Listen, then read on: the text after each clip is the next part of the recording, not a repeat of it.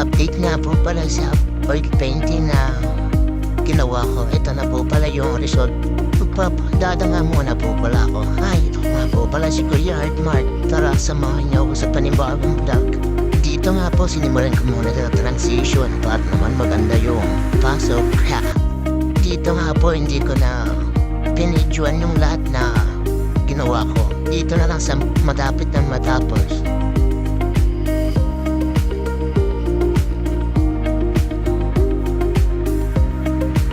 Ito nga po pala, bagong araw na to. Ito nga po pala yung tapos ko kahapon. Ito nga po pala, tapos na. Hindi ko na pinidyoan yung lahat po.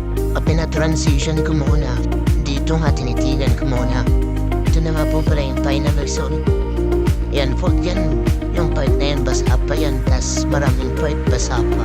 Marami ako natutunan sa oil painting. Kailangan mo maging patient dito. Ito nga po pala, pinampara ko yung acrylic na medium ko talaga. Ayun yung painting, di pa tapos po.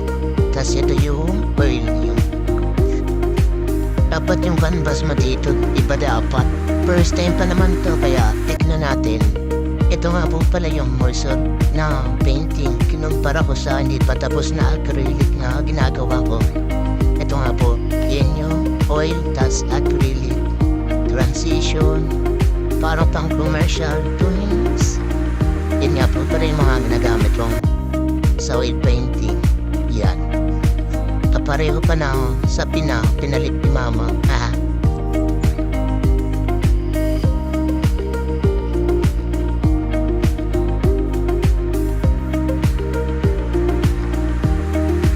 Dito nga bago ko tapusin yung sa acrylic, napansin ko na mainit, kaya ito nga po pala yung canvas na ginawa namin ni Papa.